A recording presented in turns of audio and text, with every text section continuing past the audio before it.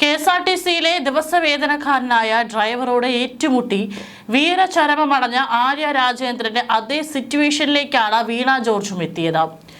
KSUകാർ ആയുധങ്ങളുമായി എത്തി കഴുത്തിന് പരിക്കേൽപ്പിച്ചുവെന്ന് പറഞ്ഞ് നാടകം കളിച്ച വീണ ജോർജ് സ്വയം പരിഹാസ്യയായി തന്റെ രാഷ്ട്രീയ ഭാവി ആര്യ രാജേന്ദ്രനെ പോലെ ഇല്ലാതാക്കിയെന്ന് പറഞ്ഞാൽ മതി. കണ്ണൂർ റെയിൽവേ സ്റ്റേഷനിൽ നടത്തിയ നാടകമാണ് വീണ ജോർജിന് വിനയായി മാറിയത്. കെ ശൈലജ ടീച്ചറിന് സീറ്റ് കൊടുക്കേണ്ടെന്ന് പറഞ്ഞ CPM കണ്ണൂർ ജില്ലാ കമ്മിറ്റിയുടെ തീരുമാനം വീണ ജോർജിനും ബാധകമാകുമെന്നാണ് ലഭിക്കുന്ന സൂചനകൾ. വീണയ്ക്ക് സീറ്റ് വേണ്ടെന്ന് പത്തനംതിട്ട ജില്ലാ കമ്മിറ്റി തന്നെ ശുപാർശ ചെയ്യും. വീണയെ ഇക്കുറി മത്സരിപ്പിച്ചാൽ തോൽക്കുമെന്നാണ് പൊതുജനം പറയുന്നത്. സഭയുടെ ഉറച്ച പിൻബലമുണ്ടെങ്കിലും ആറന്മുള സീറ്റ് മന്ത്രിക്ക് ബാലികേറാമലയാകും. CPMന്റെ കരട് സ്ഥാനാർത്ഥി പട്ടികയിൽ നിലവിൽ മന്ത്രിമാരായ വനിതകൾ ഒഴികെയുള്ള മിക്ക വനിതാ MLAമാർക്ക് സീറ്റില്ലെന്നാണ് സൂചന. അതായത് ജില്ലാ സെക്രട്ടേറിയറ്റുകൾ ഇന്നലെ സംസ്ഥാന നേതൃത്വത്തിന് കൈമാറിയ പേരുകളിൽ കെ ശൈലജ, U പ്രതിമ, ദലീമ തുടങ്ങിയവർ ഉൾപ്പെട്ടിട്ടില്ല എന്നാണ് വിവരം. ആകെ 12 വനിതാ MLAമാരാണ് 15ാം നിയമസഭയിൽ എല്ലാ പാർട്ടികളിൽ നിന്നുമായി ഉണ്ടായിരുന്നത്. അതിൽ 8 പേരും CPM MLAമാരാണ്. അകാലത്തിൽ വിടവാങ്ങിയ കാലത്തിൻ ജമീലയെ ഒഴിച്ചു നിർത്തിയാൽ നിലവിലുള്ള വനിതാ CPM MLAമാർ 7 പേരാണ്.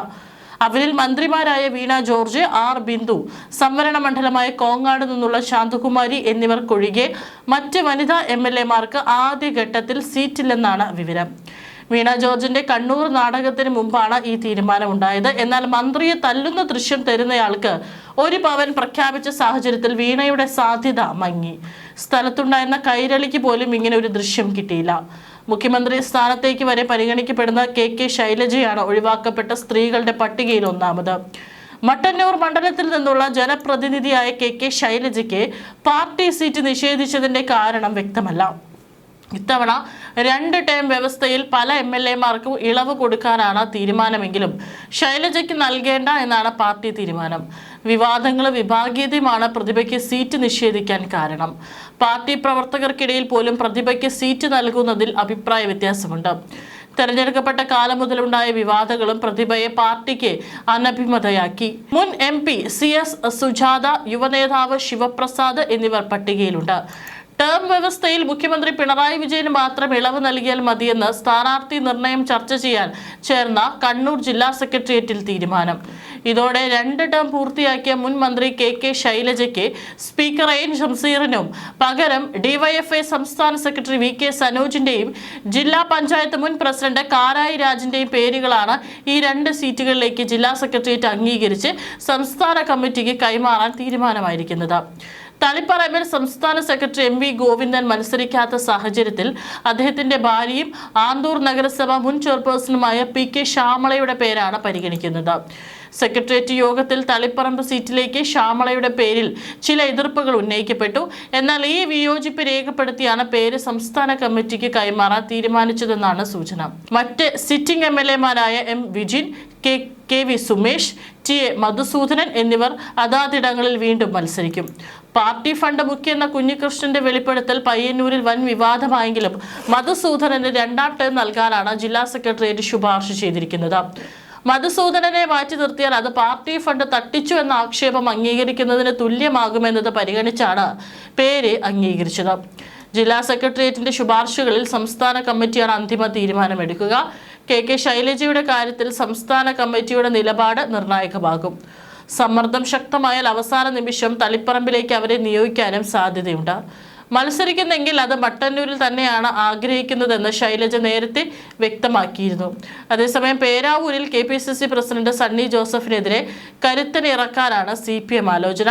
പ്രാദേശിക നേതാക്കൾക്കപ്പുറം ഒരു പൊതുസമ്മതനെ നിർത്തി കടുത്ത പോരാട്ടം നടത്തുകയാണ് പാർട്ടി ലക്ഷ്യമിടുന്നത്.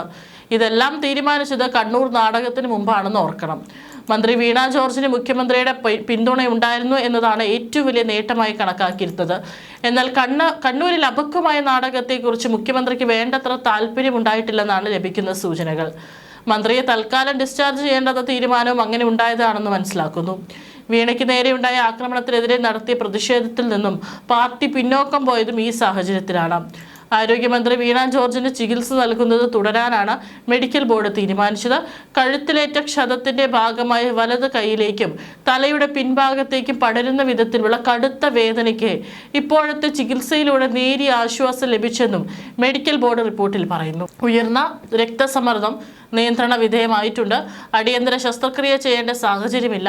നിരന്തര നിരീക്ഷണം ആവശ്യമുള്ളതിനാൽ ICUവിൽ തന്നെ ചികിത്സ തുടരാൻ തീരുമാനിച്ചു. MRI സ്കാൻ, MR ആൻജിയോഗ്രാം ഇവയുടെ റിപ്പോർട്ടുകൾ ബോർഡ് വിലയിരുത്തി. KSU പ്രതിഷേധത്തിനിടെ ആരോഗ്യമന്ത്രി വീണ ജോർജ് കണ്ണൂർ റെയിൽവേ സ്റ്റേഷനിൽ വെച്ച് ആക്രമിക്കപ്പെട്ടു എന്നത് വെറും അഭിനയം മാത്രമാണെന്നും പ്രതിപക്ഷ നേതാവ് VD സതീശൻ പറഞ്ഞു. KSU പ്രവർത്തകർ മന്ത്രിയുടെ സമീപത്ത് പോലും എത്തിയിട്ടില്ല. റെയിൽവേ പോലീസ് നടത്തിയ അന്വേഷണത്തിൽ അക്രമം നടന്നതിന് യാതൊരു തെളിവുമില്ലെന്നും വ്യക്തമായിട്ടുണ്ട്. മന്ത്രിയുടെ കയ്യിലുണ്ടെന്ന് പറയുന്ന പരിക്ക് 2 ദിവസം മുമ്പുള്ള വിവിധ പരിപാടികളുടെ ചിത്രങ്ങളിലും കാണാം. സംഭവത്തിന് ദൃക്സാക്ഷിയില്ലാത്ത സ്പീക്കർ ഇത്തരമൊരു ഗൂഢാലോചനയിൽ പങ്കാളിയാകാൻ പാടില്ലായിരുന്നെന്നും സതീശൻ പറഞ്ഞു. മന്ത്രിയെ ആക്രമിക്കുന്നതിന് തെളിവ് ഹാജരാക്കിയാൽ 1 പവൻ സ്വർണം സമ്മാനം നൽകുമെന്ന് യൂത്ത് കോൺഗ്രസ് കണ്ണൂർ ജില്ലാ കമ്മിറ്റി പ്രഖ്യാപിച്ചിട്ടുണ്ട്. MRI റിപ്പോർട്ട് പ്രകാരം മന്ത്രിയുടെ കഴുത്തിലെ കശേരുക്കൾക്കിടയിലുള്ള ഡിസ്കുകൾ 2 ഇടങ്ങളിൽ നാഡീമൂലാഗ്രഹങ്ങളിൽ അമർന്നുള്ള സമ്മർദ്ദം കാരണമാണ് കടുത്ത വേദന അനുഭവപ്പെടുന്നതെന്ന് മെഡിക്കൽ ബോർഡ് റിപ്പോർട്ടിൽ പറയുന്നു. നിലവിലെ ശാരീരിക അവസ്ഥയിൽ യാത്ര അനുവദനീയമല്ലാത്തതിനാൽ മെഡിക്കൽ കോളേജ് ആശുപത്രിയിൽ ICUവിൽ തന്നെ ചികിത്സ തുടരാനാണ് തീരുമാനമെന്ന് റിപ്പോർട്ടിൽ പറയുന്നു. മെഡിക്കൽ കോളേജ് ആശുപത്രി സൂപ്രണ്ട് ഡോക്ടർ K. സുദീപ് ചെയർമാനായുള്ള മെഡിക്കൽ ബോർഡിന്റെയാണ് തീരുമാനം. സൂപ്രണ്ട് ഉൾപ്പെടെ 13 പേരാണ് മെഡിക്കൽ ബോർഡിലുള്ളത്.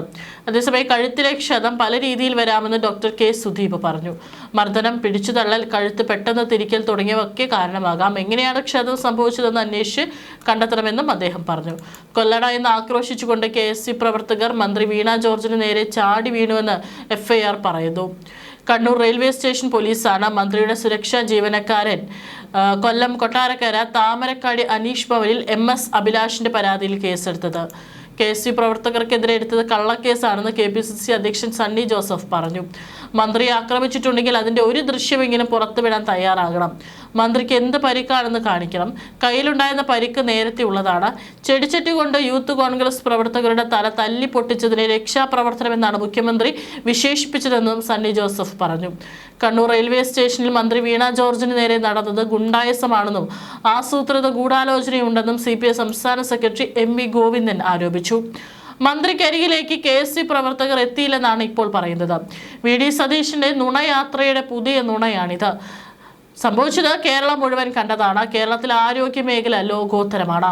അത് തകർക്കാൻ ശ്രമിച്ചതിന്റെ ഭാഗമായാണ് ഈ ഗുണ്ടായസം. സ്വകാര്യ ആശുപത്രി ലോബിക്ക് വേണ്ടിയാണ് സർക്കാർ ആശുപത്രികൾക്കെതിരായ പ്രചാരണം നടത്തുന്നത്. ചില സംഭവങ്ങളെ പർവ്വതീകരിക്കുകയാണ്. ഇത് കനകോലു സിദ്ധാന്തമാണ്. അതിനെ ജനം തിരിച്ചറിയും. വീണ ജോർജിന്റെ വീട്ടിൽ യൂത്ത് കോൺഗ്രസ് റീത്ത് വെച്ചു. ഇതേ വിഭാഗമാണ് ഇന്നലെയും മന്ത്രിയെ ആക്രമിച്ചത്. ബോധപൂർവം കടന്നാക്രമണം നടത്താനാണ് ശ്രമം. നുണ പറഞ്ഞ് രക്ഷപ്പെടാനാണ് ഇപ്പോൾ ശ്രമം.